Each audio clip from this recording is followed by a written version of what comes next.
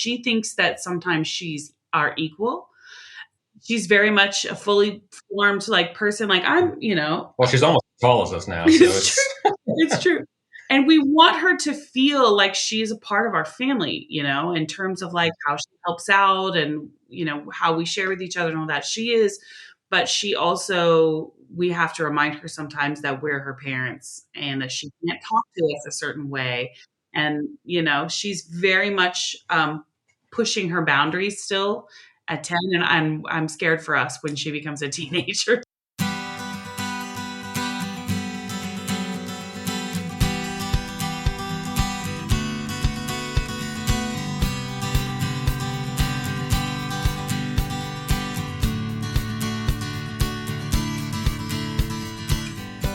Welcome to Parent Footprint with Dr. Dan. I'm Dr. Dan. This show is about making the world a more loving, accepting, and compassionate place, one parent, one person, and one child at a time. The key to raising healthy and engaged kids is for us parents to seek the same in our own lives while striving to be the best versions of ourselves each day.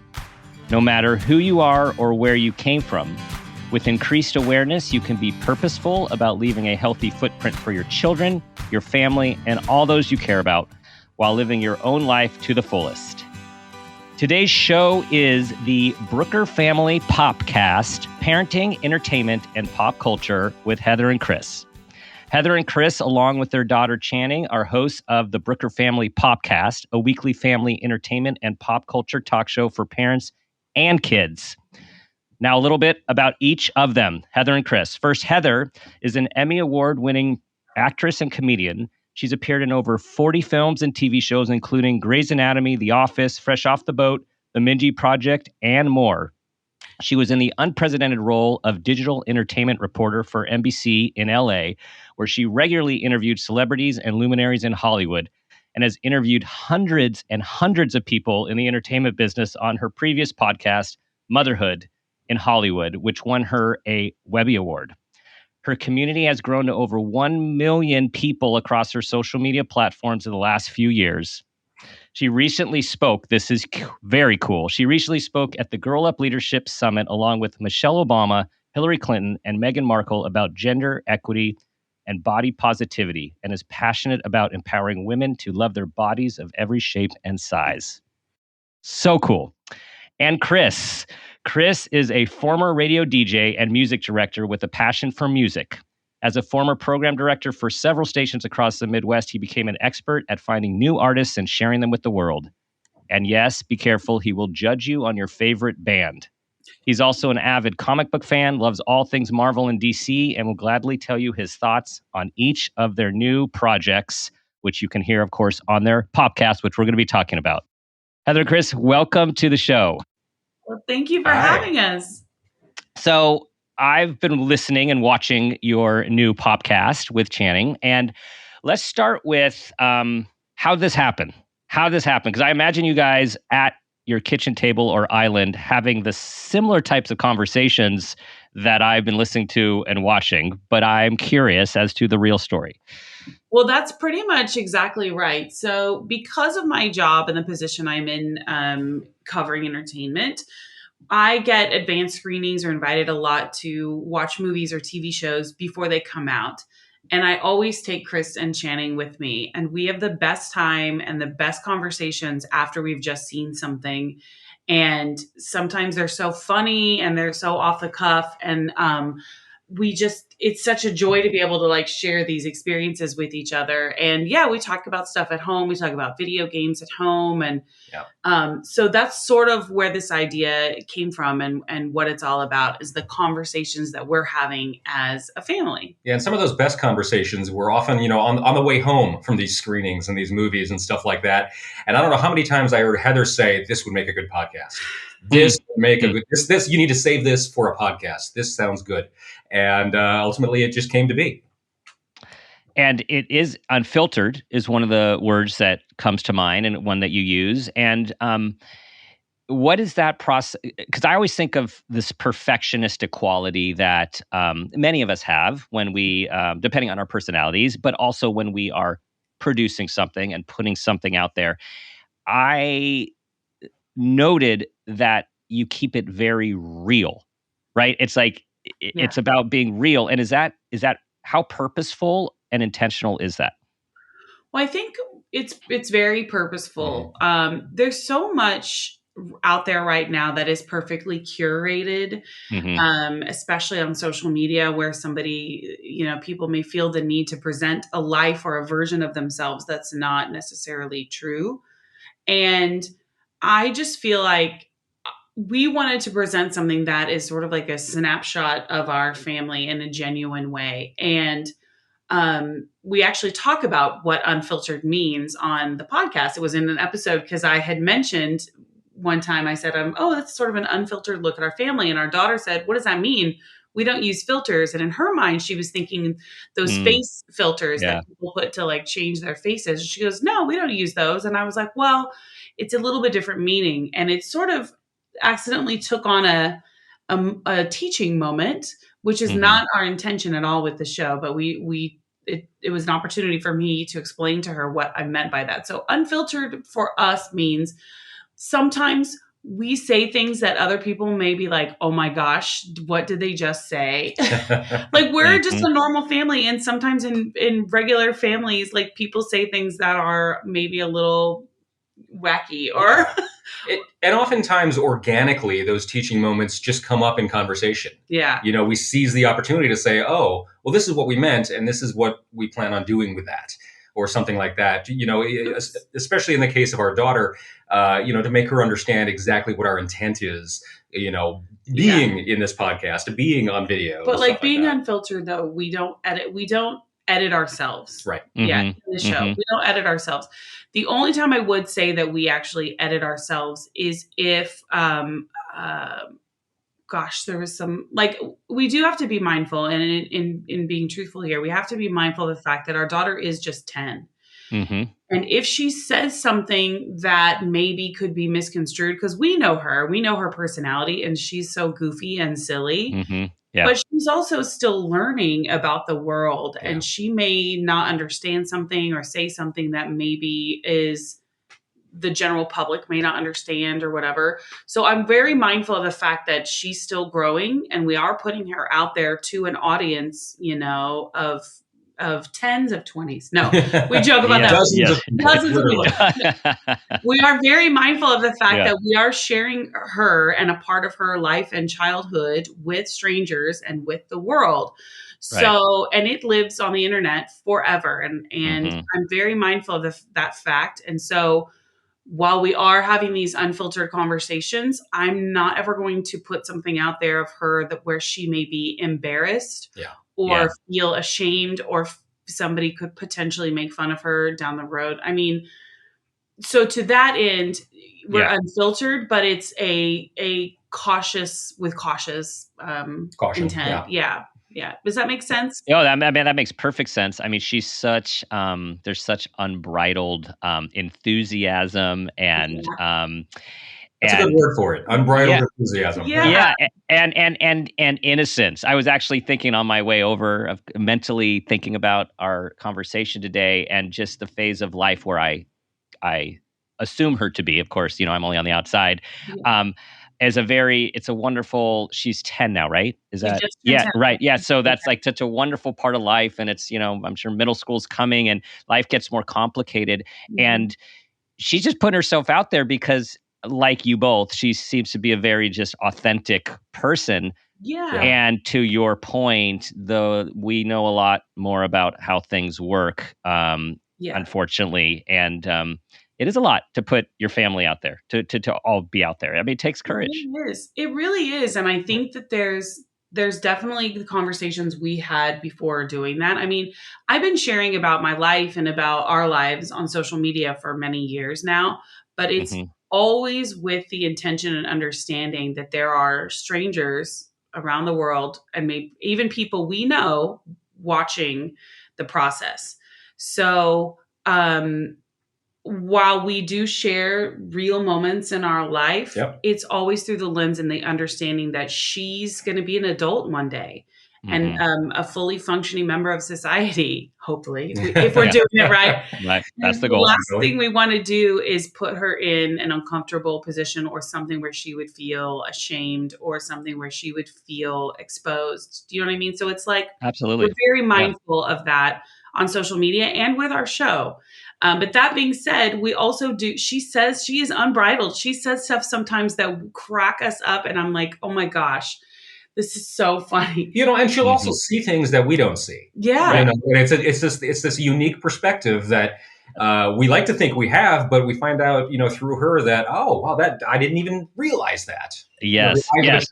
child. Well, and that's what I love about the portion of the show that comes to be called Chansplaining. I Yeah. actually was just, I love that. I was just reading, I was reading a book recently and it was doing a deep dive in mansplaining and where that came from. And then, then not that long ago, this is a few weeks ago. And then all of a sudden, Chansplaining comes in where she is educating you about a part of culture or the world which parents just need a little more education about. And I thought that's such a wonderful two-way communication situation that you guys have created. Yeah, and it's honestly opened up a lot of opportunities for us to ask her questions because we grew up like playing Nintendo and those kinds of video games like Atari. Mm-hmm. We're older parents. I got you beat. I got you beat. Yes. And but so she plays a lot of Roblox and stuff like that, and we don't know anything about Roblox, so we're always asking her like, "What is this? What do you play?" And in it's also just led to this wonderful opportunity for us to learn from her what she's doing and what she is interested in.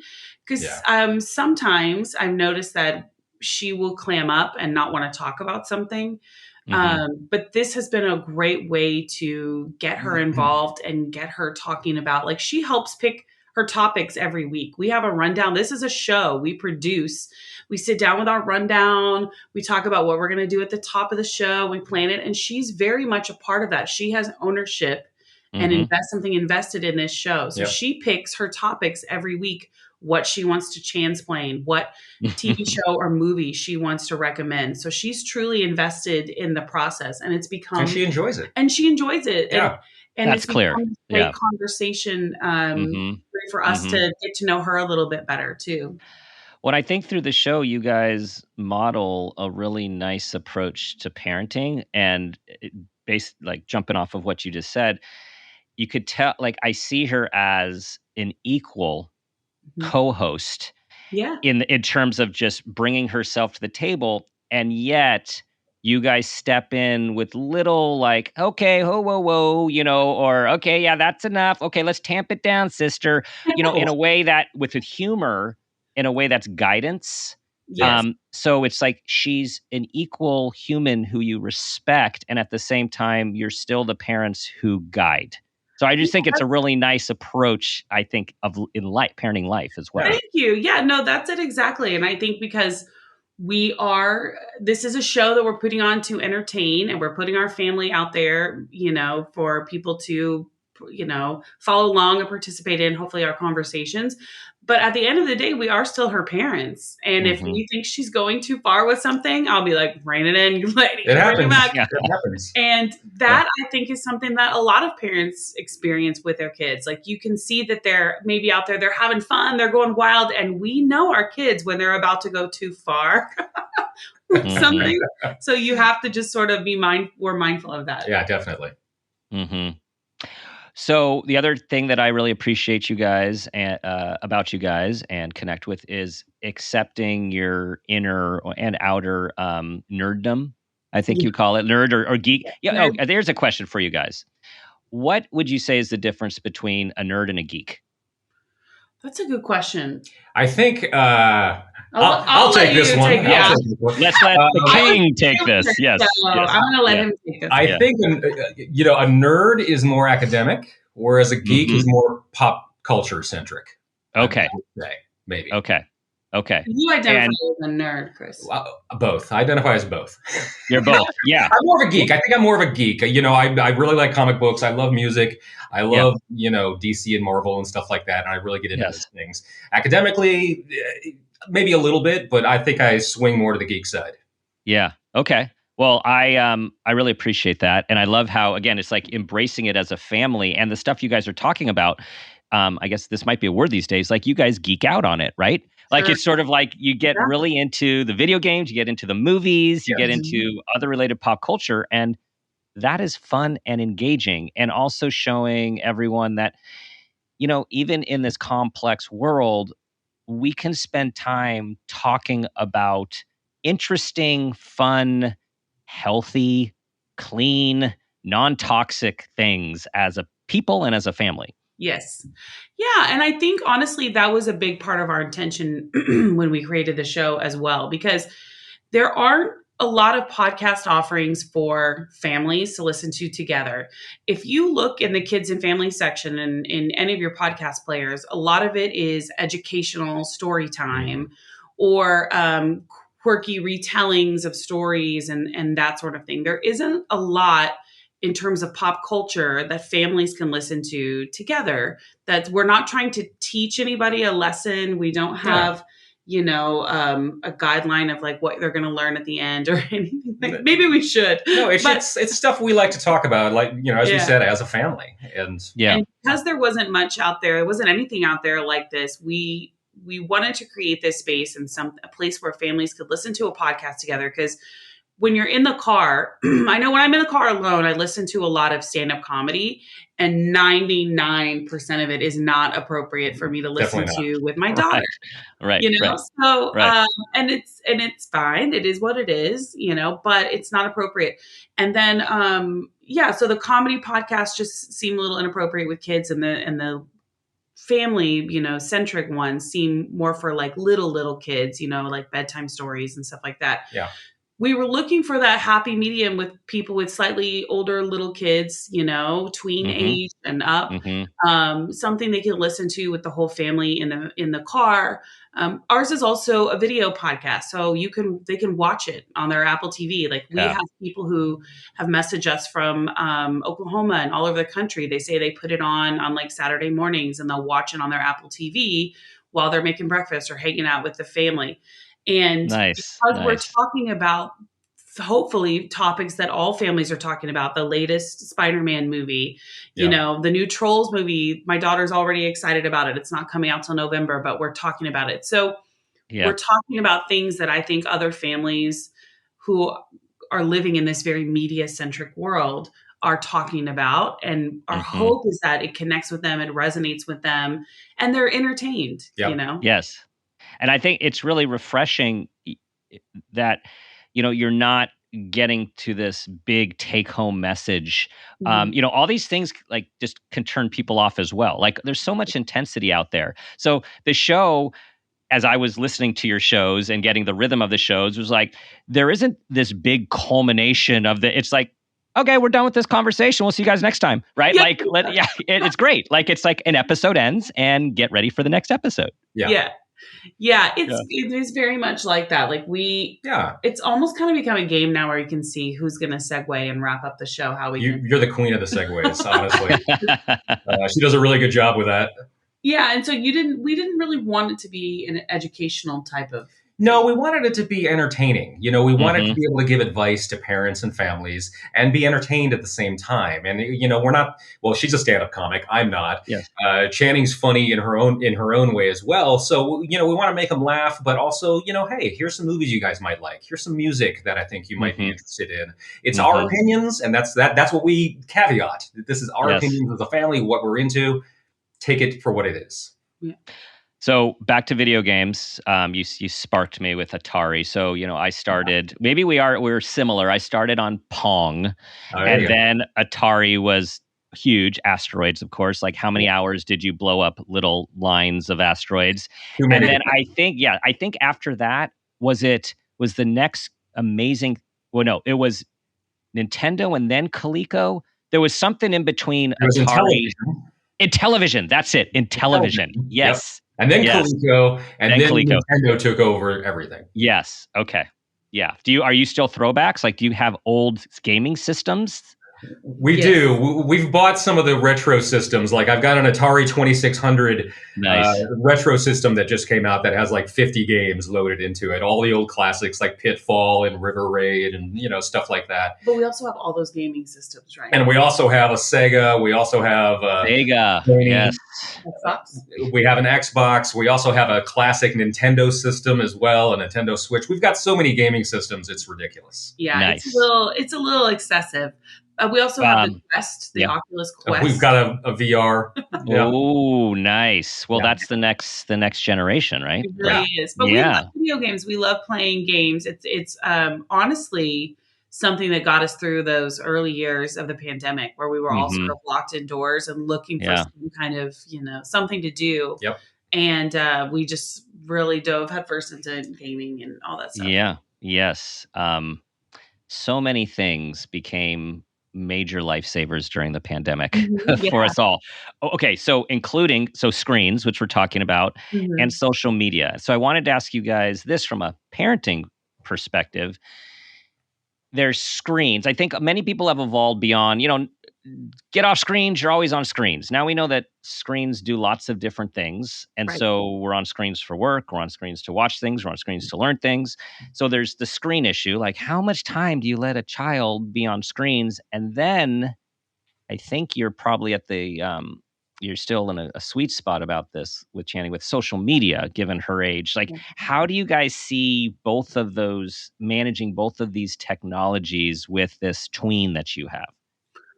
Well, to be honest, we were pretty much against any form, like really limited screen time until the pandemic hit. And then like a lot of parents, we were like, oh my gosh, we have to give her something to do. Right. So all of that, we sort of, and I say this all the time, I feel like we sort of opened Pandora's box because we let her have an iPad. And it was off to the races then. And now, though, we find that we have to limit her time. We set a timer. There's parental controls you can set like on a Mac and I'm sure other devices as well. But we set time constraints. So she has, I think, maybe 2 hours a day to be on her computer. And then we don't do iPad during the week at all because she doesn't really need it, and we're very mindful of the fact that we notice that she becomes a different, I don't say a different person, but her personality certainly changes when she's been in front of a screen for a really long time. And we noticed that early on, excuse me. And we decided at that moment, we have to limit this a little bit because yes, there are great, positive, wonderful things that can come from being in front of a screen and social media and learning, but not all of it is good. And I don't think for long periods of time, at least for our child, it's not good. But we don't want to take it away from her for many reasons. One, because it's such a huge part of our society and our world, and having her be proficient in technology is essential for her life. But also she's an only child. And sometimes her only outlet in engaging with friends is through social media and is in playing these games together like Roblox or what are some of all the Roblox games that she plays where she's only, her friends from school are on there and they chat. Sometimes they video call each other and they'll play together. It's a play date. It's a modern play date. It's a virtual play date. And in a time when, especially where we live in LA, there's people are always on the go. They're always doing something. She can have a play date with her friends when they're in the car, where maybe as we may not be able to get together in person, she can still have a play date or meet up with her friends and have that social outlet. And I think that stems a little bit from the pandemic. She spent her entire second grade, on a screen in front of Zoom classes. Right. That's how unfortunately, that's how a lot of these kids kind of learn to socialize. And it feels wrong to take that completely away from them. Right. But at the same time, there does have to be some semblance of control. And that was a pivotal moment for her. Like she was like 7, 8 years old, just learning about friendships and herself, and to only have connections with other kids through screens, I think is now a sort of a fundamental part of who she is and how she connects with people. But I think I would be concerned if she wasn't able to relate to kids in person at all or have any social issues in person. Right.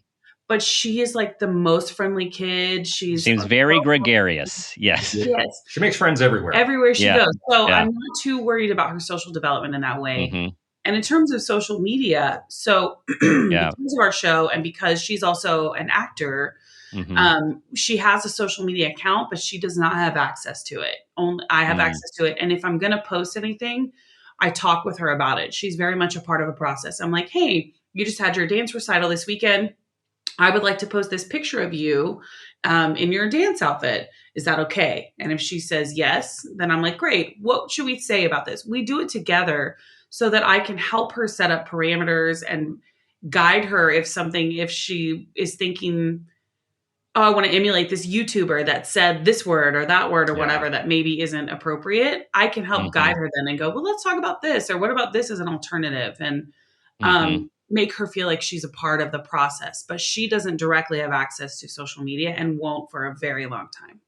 So even with for friends, like not a professional account or in a personal account, so she's connecting with all her friends. That hasn't come up yet. Well, No. everyone's got Insta and everyone's or nice. Not really. She has she's asked before if she can be have a TikTok or whatever, but that's a definite no. And There's too much out there. Yeah. Yeah. But honestly, she doesn't really seem that interested in. I think for a hot minute she wanted to be a YouTuber and have her own YouTube channel.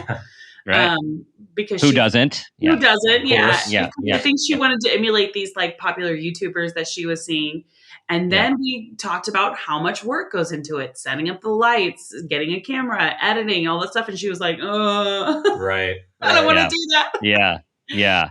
So well, I think that's a great approach. A great approach. I try to include her in a lot of, and explain to her why we're doing things and why we're not doing it. And listen, it doesn't always go well. Sometimes she gets frustrated and she doesn't understand. She's a kid. But ultimately, we're still her parents and we have to do what's best for her.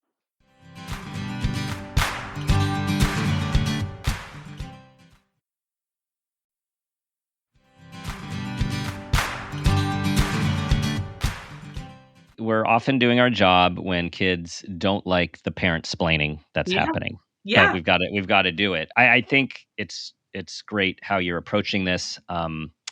It's been in the media. You probably saw huge of all of the emergency alarms on social media. This new study came out with social media and smart tablets and smartphones, and the younger kids have had it as just the last couple decades, like the more longer term mental health issues we're seeing as a whole on a very large scale study. And it's just for all parents to really be aware.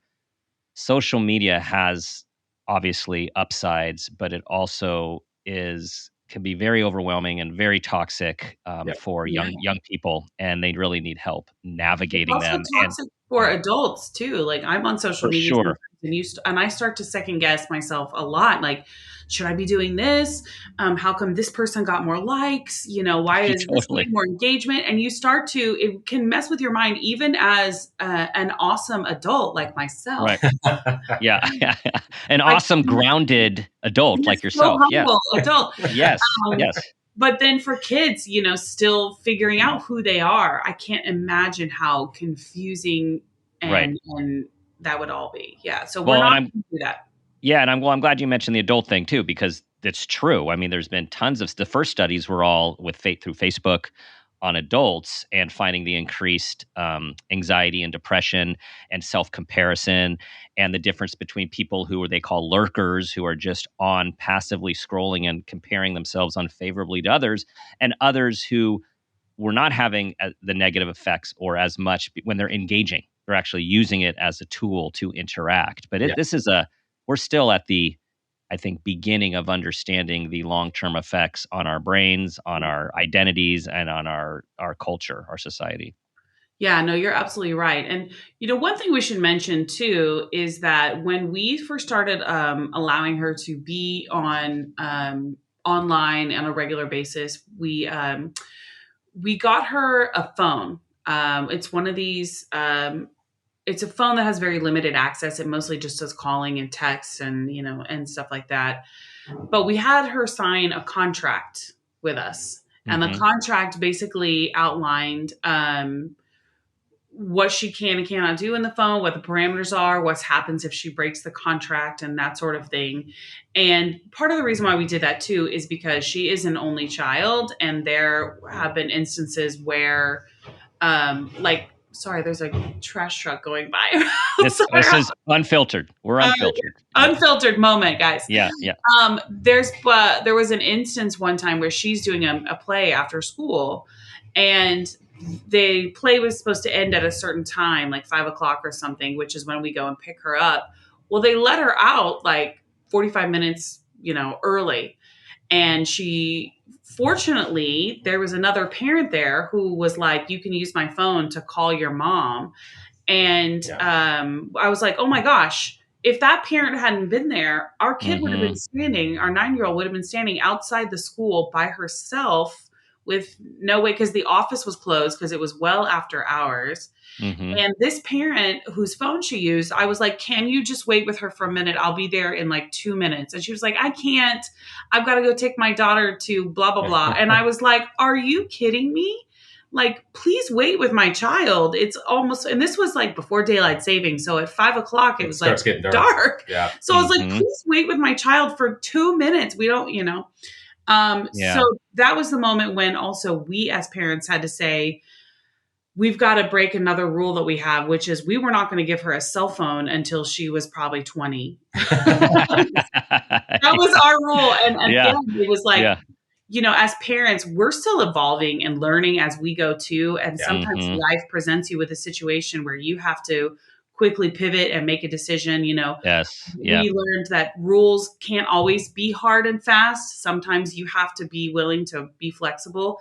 And this was one of those situations where we were like, listen, this can't happen again. And she can't be somewhere without having a way to reach us. And so we got her this phone and we had her sign this contract so that she knows the parameters. And a lot of times she'll reference the contract. She's like, is this allowed in the contract? And we're like, well, go and look it up. And she'll go and look it up and go, okay, it is.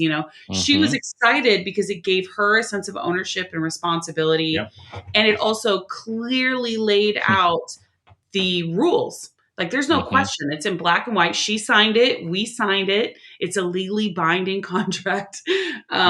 Legally, I put in quotation marks, But it gives her a sense of responsibility where she's like, okay, I can go and look at my contract and see what's allowed, what's not allowed. Yeah. And it also gives us a little peace of mind then, because we're like, okay, we know that she understands this is not just for fun. This is a tool. It is something that can be used to call out for help if you need it, that sort of thing. Yeah. It provides accountability both ways too, for her and for us. Yeah. And I think that's important that she sees that for us, and, we can hold her to that accountability as well. I think it's a great collaborative approach. Collaborative problem solving is a term we use in family work all the time, and particularly as the kids get older.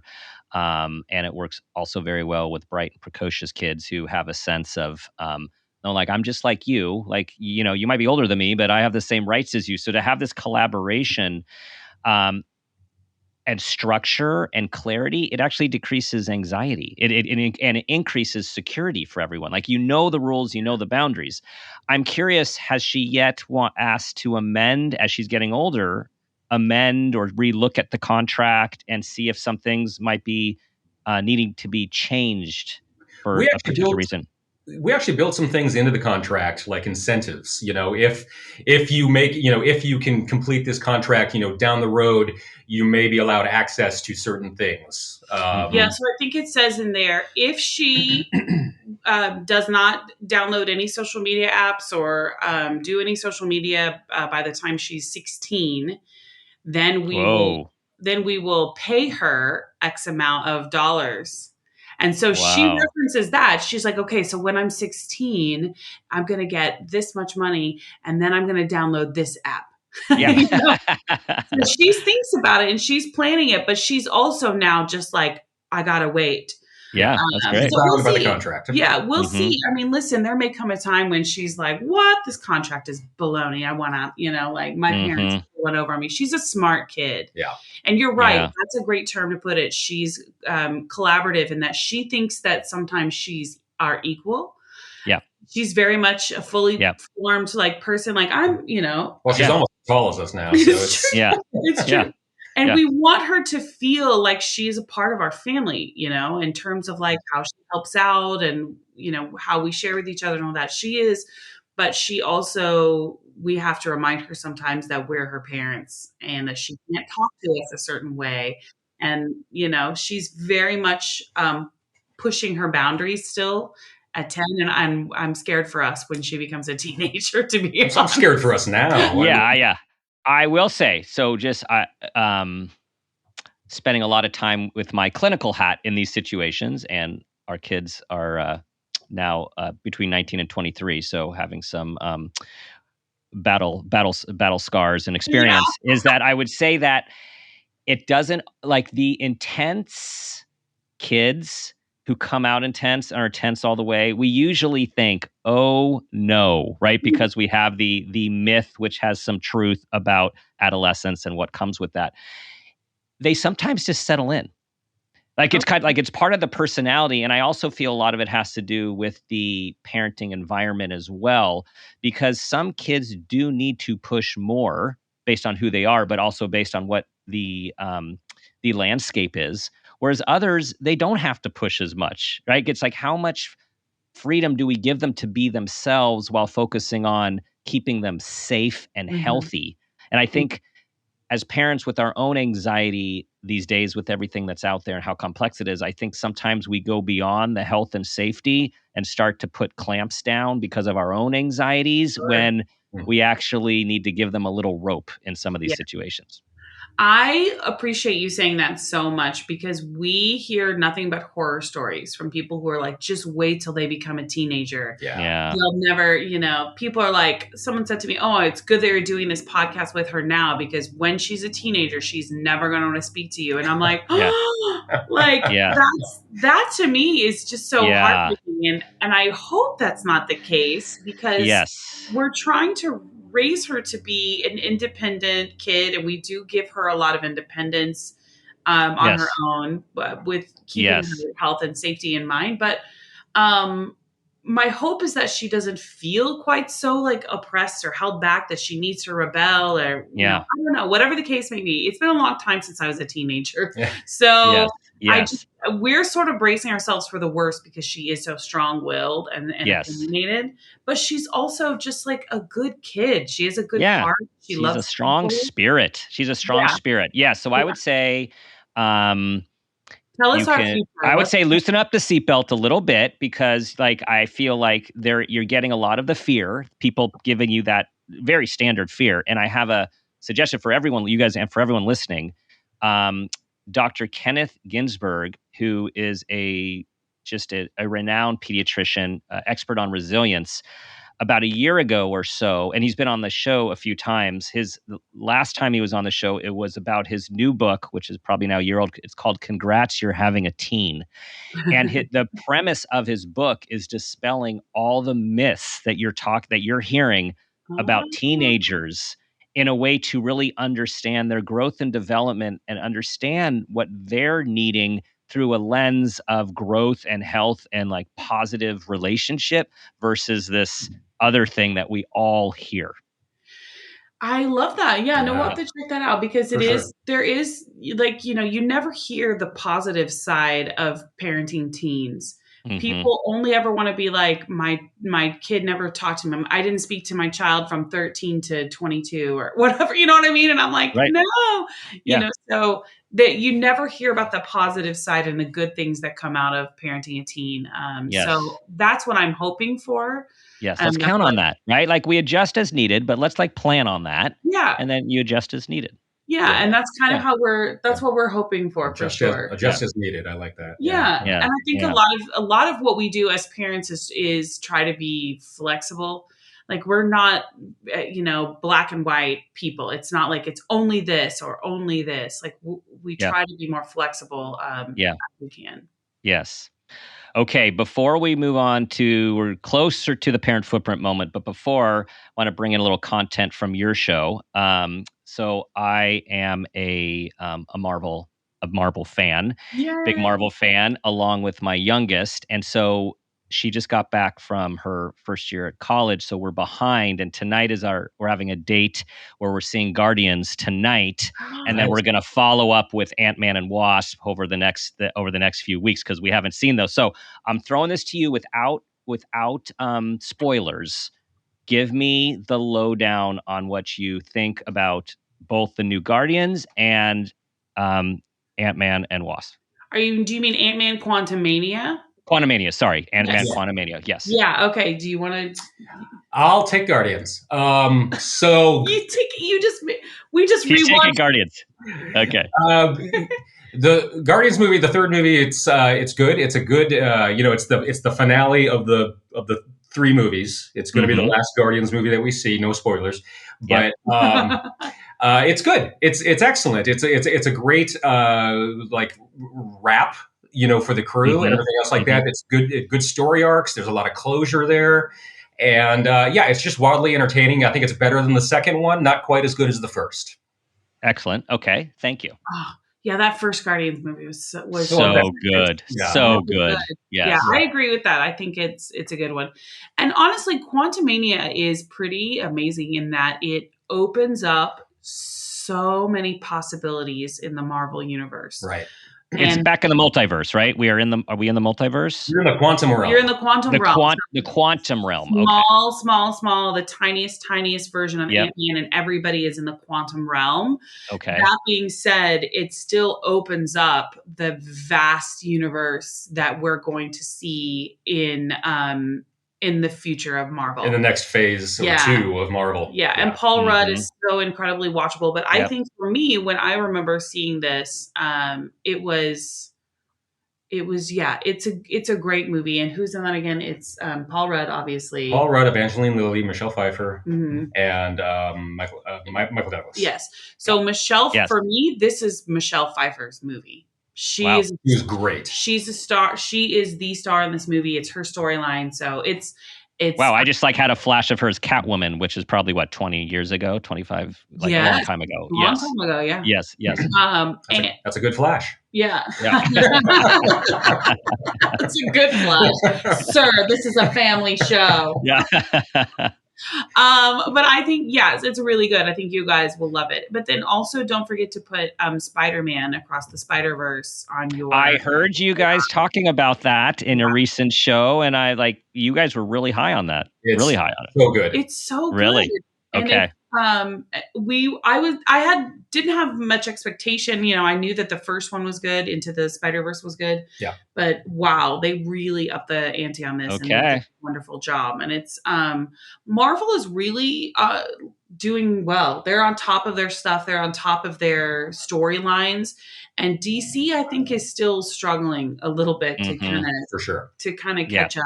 For sure. We saw the Flash. Agreed. Some preview of the Flash, and we haven't talked about it yet on the podcast, but we have mixed feelings. They need some work. The jury is still out on the Flash. You heard it here first. Yeah. Okay. Yeah. I won't ask you. We'll listen to that fresh content. There you go. Coming up. I do think Flash is it's entertaining. They just don't have the same grab. I don't know. It's just there's just. You guys would be better with the words. Yeah. DC is just all over the place. And I just, I don't know what they're doing. And hopefully with James Gunn coming in to sort of streamline things a little bit and rein it in, they can get a trajectory going of where the DC characters need to go. They need to work on the characters. And this is a lot of the stuff we talk about. We love talking geeking out on our podcast for sure. And we just really hope that people, have fun and enjoy the journey with us, and I'll also look forward to the future commentary on. I just saw Captain America. Is it now changed to Brave New World with Falcon, right? With taking the torch, right? So that's exciting. Okay. Yes. Okay. Oh, so much to talk about. Okay, so we got to bring it back to the parent footprint moment here, guys. So I'm going to tell you the question, and then you guys get to collaborate on it in any way you see fit. Okay, here we go. Tell us about a time that you became aware of yourself as an individual, as a parent, or even an awareness of your own parents, and that new awareness had a positive impact on your life, your child's, and or those you love. You want me to go first? I'll go first. Go ahead. So for me, when I was thinking about this question, the first thing, and I'm a big believer, like, go with your first gut. The first thing that came up for me is when I became aware of myself as a daughter, in that I learned at a very early age I had to parent my parent. And that was obviously not something most 13, 14-year-olds think they're going to have to do. Mm-hmm. And I don't want to go into too much detail about, what that involved, because my mom is still alive and still struggling with, some of the things that she was dealing with.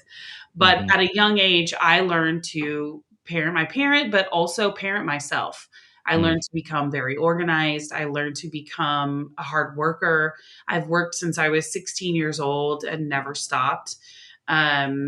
And it created something in me that I think sort of set me on a path that I needed to be on in order to be a better parent, because I learned what not to do, but also learned structure in my life. So it's not like we're like free, everybody do whatever you want, like we're not those parents who are chill in that way. Not that chill.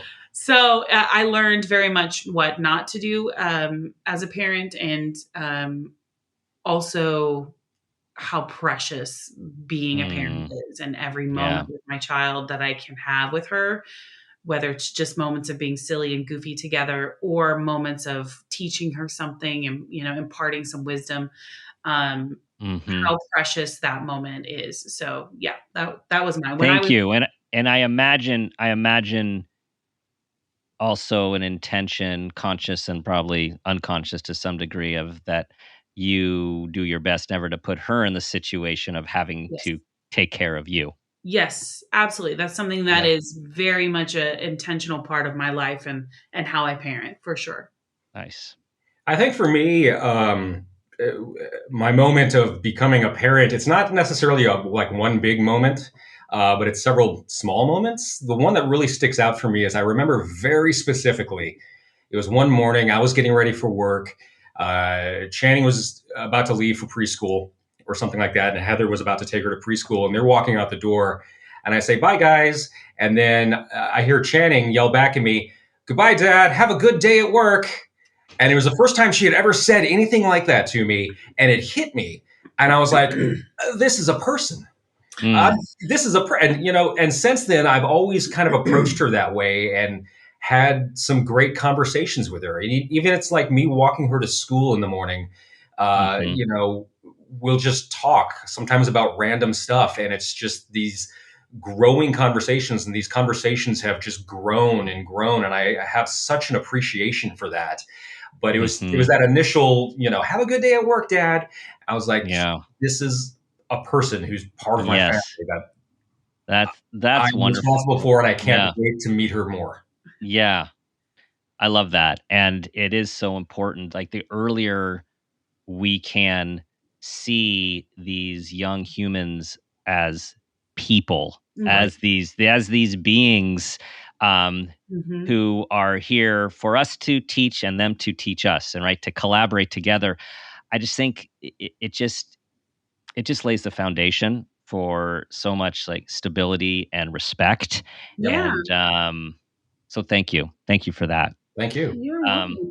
Thank you both for just such a great conversation, and just love what you guys are bringing to this, what I'm going to call new space, this new podcast space for families. You guys just finished your first season, right? And you're about to launch season number 2. We just launched season number 2. And on that note, I just want to say too, how thoughtful your questions were. And I appreciate so much that you get where we're coming from, and you understand what our show is and its place. And it's honestly like such a joy to talk with you. I'm very excited to have this conversation. Thank you. You get it. You get what we're bringing to the table. So I appreciate that so much. Thank you. We are fans of Parent Footprint. We can't wait to keep pushing this out. Not that you need that with your 1 million social media following, but I know anything helps get this out there. So we're excited to do that. Social media following doesn't always translate to podcasting, though. They're different mediums. I could tell people all the time, like, go do this, but it doesn't always translate to different mediums. So every little bit of spreading the word helps. So tell everyone where to find you and all of what to look forward to in this season. So we just launched season 2. You can find out what we're doing at brookerfamilypopcast.com. We also share highlights from our show on our TikTok and Instagram, Brooker Family Popcast. But also you can follow us on our individual social media at the Heather Brooker and Uzik Guy. You got to change that, honestly. Nobody knows how to spell that. And then, of course, you can watch our show. All you have to do is search on Apple TV, or you're not on Roku. We're not on the Roku yet. But search on Apple TV, Brooker Family Podcast, and then we're on all the major podcast players. And I love your media and the visuals and the video game sounds. It's like, whoever did this stuff for you, including yourselves, it's like, it is so pop. You just embody the pop culture with the sounds and the visuals. That's me. I did all that. I created. Wow. That a whole other creative side that that you have. Really cool. Really cool. It's so cohesive. I'm so glad to hear that, because you never know when you're making something, you're creating and putting it out there. You're like, I hope this resonates with someone. No, it's we always thought it looks great, so it's so great to hear you say that. Yeah. Yeah, it does. It does. Well, thanks, guys. I hope we can do this again, and really enjoyed it. We would love it. Thank you so much for having us on. Thank you. All right, everyone. Please share the show with all the families that you know will love to listen to the Brooker Family Popcast. So much fun and enjoyment about our regular life, to take us away also from all of the other parts of regular life, which are less desirable to focus on these days. So if you want to smile, if you want to laugh, if you want to think with your family, go to the Brooker Family Popcast. Thank you for listening. Thank you for being part of our community. Thank you for your 5-star reviews. They really mean a lot to us. Do your best to be that person you want your child to become, and ask yourself the guiding question I ask myself each day: what footprint do you want to leave?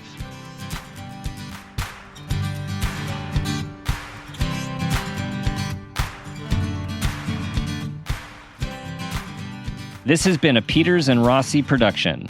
Parent Footprint with Dr. Dan is produced by Laura Rossi. Our engineer is Phil Rossi. Theme music is Strummerman, composed and performed by Pro Tunes. Artwork is by Garrett Ross. Follow us on Instagram and Facebook at Parent Footprint Podcast, and on Twitter at Dr. Dan Peters. For more information, go to exactlyrightmedia.com.